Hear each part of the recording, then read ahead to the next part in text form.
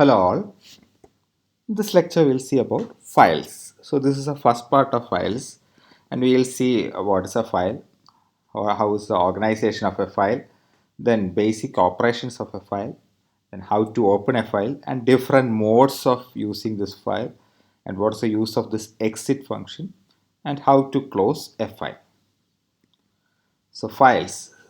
So a file it is actually a repository of data which is stored permanently on the secondary storage device. So if we want to store in the secondary memory, so all the programs we have executed till now are working in the primary memory. They will be running in the primary memory and you will be getting the output.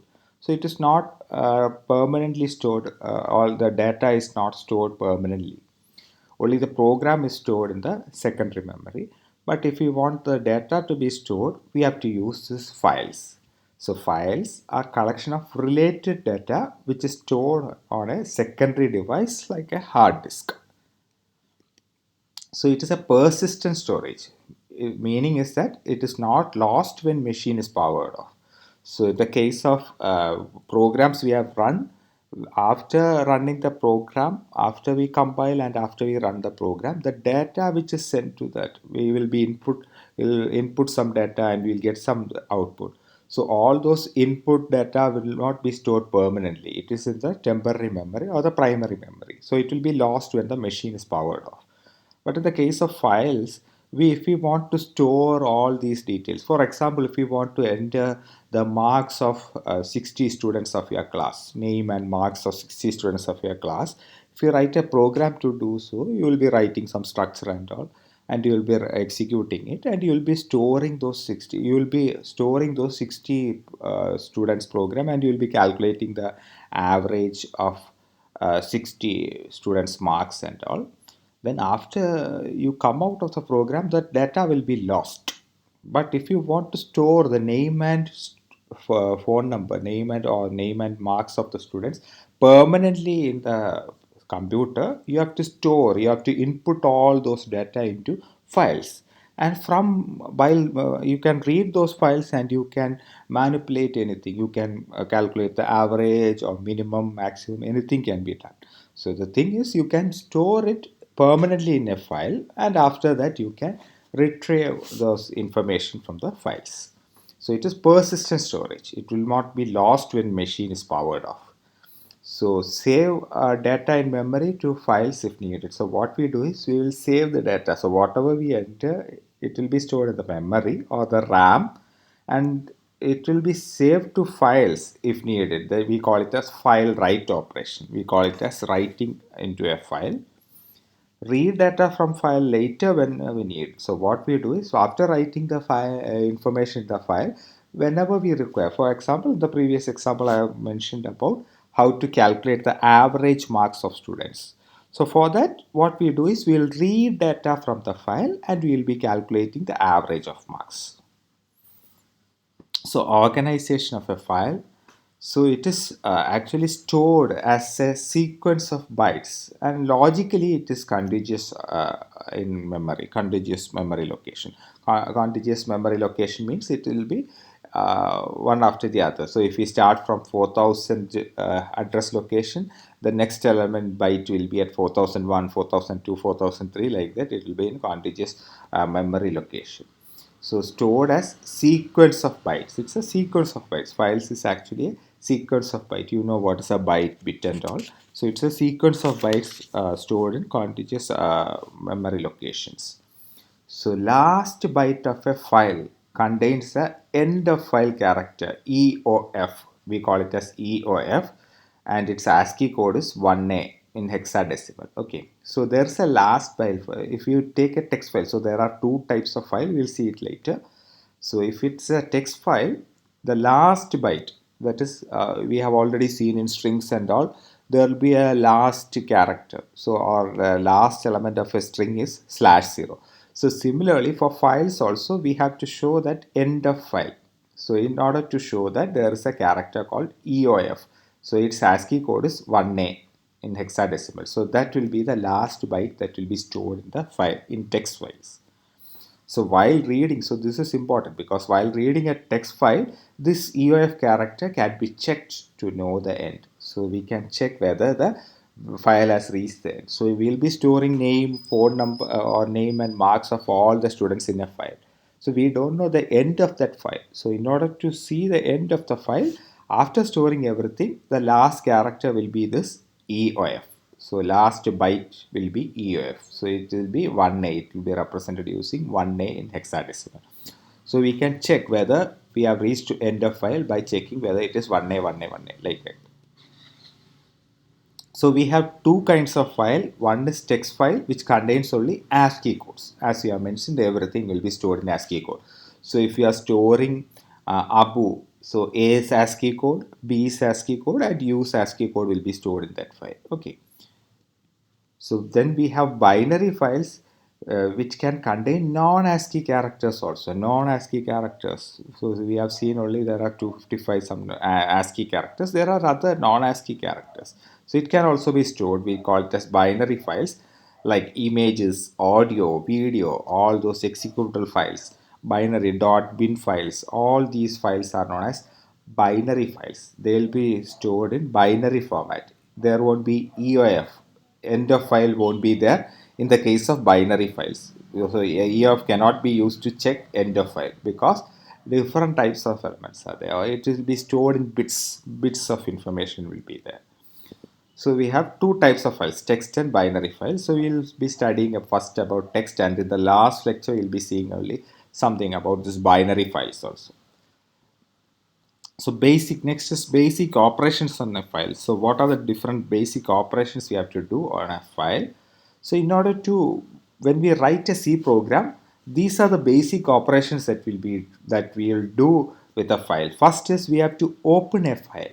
So when you write a C program, we have to open that file. Whether it is to read or write into a file, we have to open a particular file. Then after that we can read data from file or we can write data to a file. Okay, so we can read data from a file or we can write something into that file. Then after completing all these operations, we have to close that file also. We have to close that file. So these are the different operations on a file. Okay. So we'll see one by one. So how to, in this lecture, we'll see how to open a file and how to close a file. The later lectures, we'll see how to read data and write data. So opening a file, how to open a file. So before starting any operation, we have to open a file. So for the first step, file must be opened before it can be used. So first step is we have to declare a pointer to that file. So it is file, it is the syntax is file, the capital letter F-I-L-E in capital letter, block letters. So and a pointer will be declared FP. So a file, it is actually a structure. It is a structure declared in stdio.h. stdio.h. You need not worry about all those things. So we have to declare a file pointer first. You can give any name for this file pointer. I have given FP. You know how to declare a pointer star FP. It's like declaring int A, int B, like that you have already declared integer variables, and int star A means it is a pointer to an integer. Similarly, we have to declare a file pointer. For that, we have to use file star FP. So in order to open a file, you have to declare a pointer first, file star P or file star P. You can use any name. Then you have to open a file using the fopen function. Fopen function is the function that is to be used to open a file. Okay, so fopen is the function that is to be used. So this way you have to open. So this function will return a pointer to that file. So that is why there is a return type for this fopen function. So it returns a pointer to a file. So that is why it is stored in, it is assigned to FP. FP is a file pointer. So fopen, and in brackets we have to give the two arguments are file name comma mode of operation. So we will see what is file name and mode. So this is a function fopen, and inside bracket we have to specify the file name and also the mode of operation. You have to specify the mode of operation. So you'll see in detail about this mode and all. So this is a syntax for this file open fp. So fp, it is a file pointer. We have already declared a file pointer. So this fopen function will return a pointer. Pointer means it will point to that starting location of that file. So when we open this file open, if it address for starting address of the file is at 4000, it will point to that 4000. Okay. So you will be opening, will be arguments will be file name and mode. So fp is declared as a pointer to the data type file. Okay. So data type is file. So file name, it is a string and it specifies the name of the file. So file name, it is a string. It should be in string. So it means it should be entered in double quotes. We have to give inside double quotes, and it is a string, specifies the name of the file. And fopen returns a pointer to the file which is used in all substitutes. So it returns a pointer to that file. Fopen function will return a pointer to that file. And mode, it is a string. It is also a string which specifies the purpose of opening the file. So file name and mode are both strings. Okay, file name can be anything. You can give any file like abc.txt or abc.bin or abc.dat, or you can specify the path of the file like c colon slash program file slash document, like that. You can specify the complete path of the file also. Okay, so it should be quoted inside double quotes. That's all. The file name should be within double quotes. So, and mode, it is a string which specifies the purpose of the opening of the file. We'll see modes for opening file. So there are different modes for opening a file. So first is R. R, it opens a file for reading. So we can only read items from that file. If we want to read only those elements from all the things data from the file, then we can specify the mode as R. So it should be included in double quotes. We have already mentioned that mode is also a string. It is a string. So file name and mode are both strings. So it should be mentioned in double quotes. So double quotes R means it opens a file for reading. We can read only. So if the file is not there, then it will return an error. Error if the file does not already exist. Then we can specify R plus within double quotes also. So it allows write also. So if we specify R plus in within double quotes, it allows write also. Then the second mode is W. W means it creates a file for writing. We can only write into those files. Okay, we can only write into that file. So we'll create the file if it does not exist. So if that particular file name, whatever we give, that abc.txt or some file name we give, if that file is not there, it will create that new file. Okay. Here, if that file does not exist, it will return an error. But in this case, even if that file does not exist, it will create a new file. So caution is writes over all previous contents if the file already exists. So if the problem is, if there is an existing file name called abc.txt, then if we open in W mode, it will overwrite the previous content. So if abc.text file is already there and you have written some data, and again if you try to open in write mode, all the previous data will be cleared. Okay, so that is a problem with W. You have to be very cautious when you reopen a file for writing. Then W plus is there, allows read also. Then the file can be read also. Then there is another mode of operation. We call it as A. Within double quotes, we specify A. It opens a file for appending. So appending means we can write data elements at the end of the file. Okay, so if there is some existing file abc.text and we have stored the names and marks of 30 students, now I want to store additional information from 31st student onwards. I have to store the name and marks. Then you can open the same file in append mode. You have to you have to specify double quotes A. So what happens is it will write at the end of the file. It will append at the end. It won't overwrite the previous data. Okay. So a plus allows read also. So if we want to read also, then we can specify a plus. So these are the basic modes. So when we take binary files, there is another, we specify RB, then WB and AB. Okay, for binary files. These are for text files. If it is for binary files, you have to specify RB, WB, AB. Okay. Then there is R plus B instead of R plus and all. R plus B is there. Then W plus B is there. A plus B is there. Okay, that's the difference between text file and file. So these modes are for text files. In the case of binary files, instead of R, you can use RB. Instead of R plus, you can use R plus B. Not, it is not RB plus, it is R plus B. Then W, for instead of W it will be WB, then W plus it will be W plus B. For A it will be AB, and for A plus it will be A plus B. So open a file. So we'll see how to open a file. So this is an example to open a file. File star FP. So we have declared a file pointer. So this FP is a pointer of type file.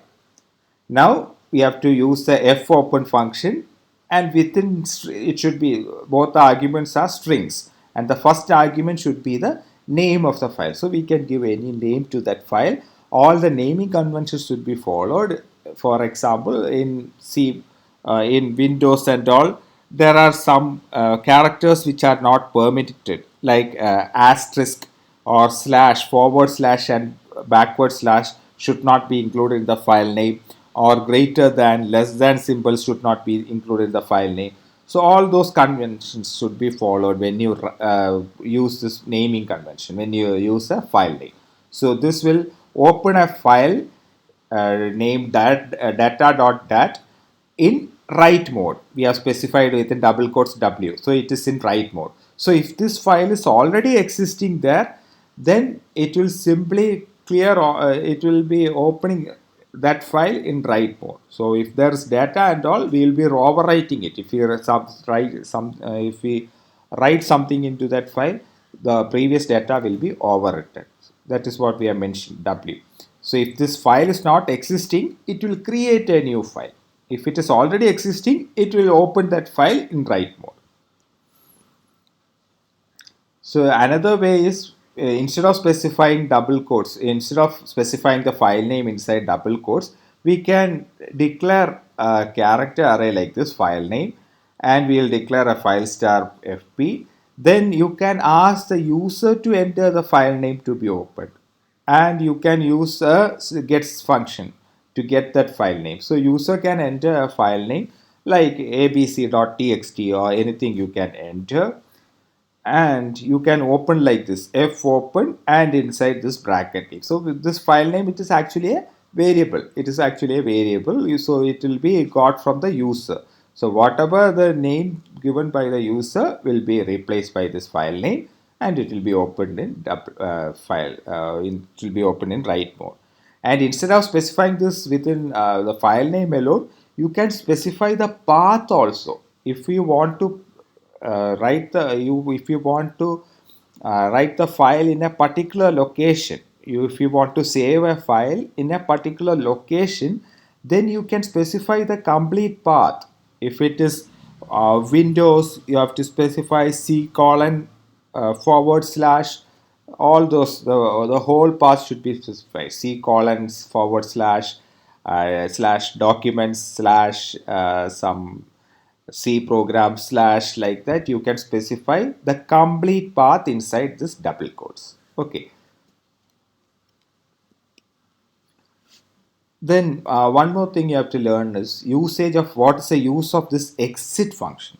So exit function. So when we have seen this read mode, we have specified this. There can be an error if the file does not exist. If that file is not there, if we try to read a file which is not existing, then there will be an error. So we have to stop execution there. We have to stop the execution of that program there. So for that, we can use this exit function. So if we want an emergency exit from a program, we use this exit function. It can be done by the exit function. It will terminate the program at once. So example, the file cannot be opened. That is, that file is not there. If that file is not there, we have to exit from the program. We are trying to open a file which is not existing. So we have to exit from the program. So maybe it can be invalid file name also. That file name may not be correct. So all these are problems. So if we try to open a file that is not ready to open, or we try to open a non-existent file for reading, all these are some of the cases where we need to terminate the program at once. So this is how we will be using that exist function. We will try to open it, fopen and data.get in read mode. We are trying to open in read mode. And if that file is not existing, we have to check whether it is existing or not. So if it is not existing, then it is an error. We have to terminate that program because it is in read mode. If it is in write mode, then there is no problem. We can open a new, create that file. Since it is in read mode, we have to open only an existing file. So after doing this fopen operation, we will check whether this file fp file pointer is null or not. If it is null, we have to terminate. So if fp equal to null, so what you have to do is we will simply exit the program. We can print, we can write any print statement, cannot open data dot that the file is not there or something. You can write print anything, and you have to simply use this exit of one. So what happens is if this file is not there, then it will, or if there is some error in this file name or anything, it will simply terminate the program. So we will check whether this pointer is pointing to null. If it is pointing to null, it means that file has not been opened for reading purpose. So we can exit or terminate the program. So we will simply terminate the program. So this should be done always. So this is a right way to do a programming. So whenever you do this, declare this pointer, and whenever you try to whenever you try to open a file in read mode, after doing this, you have to check whether it is null or not. If it is null, you can exit there. You have to terminate that program. So you have to always check this. Whenever you write the program, you have to always do this program. You have to check this. So all these steps can be brought in a single line also. So file, you will be declaring this file pointer, and inside this if statement itself, you can check whether it is null. So you are opening this file and you will be checking whether it is null or not, whether it is returning null or not. Simply you have replaced this fp with the whole this statement itself. So you are replacing this statement itself and you are checking whether it's null or not. If it is null, it means that file is not there or some error is there. You can terminate this. So exit of one will terminate the program. It will not continue. It will not be executing the rest of the steps. Then after opening this file, you can do read and write operations that we will see in the next lecture. And after completing this read and write operation, you have to close that file. You have to close the file. So it is not mandatory that you should close the file and all. So, but it is better. It is a good programming practice that you should close that file. So close that file means everything will be, all the streams will be flushed and closed. Everything will be flushed and closed. That is, all the open files will be closed so that the data won't be changed. All the buffers will be removed. All these things will be happening. So it should we should close a file when no more read or write to a file is needed in the rest of the program. So in the whole program, if we need not do any read or write operation in the file, we have to close that file. So fclose file is closed using fclose function. For opening, we have to use fopen, and for closing, we have to use fclose, and the file pointer should be used. So this is an example. So here we have declared this file name. Then we have opened that file fopen using this fopen. We have opened that particular mysample.data. Then after that, we will perform this read or write operation. There will be several read or write operations inside that. We'll be writing something, we'll be reading that. All those things can be done.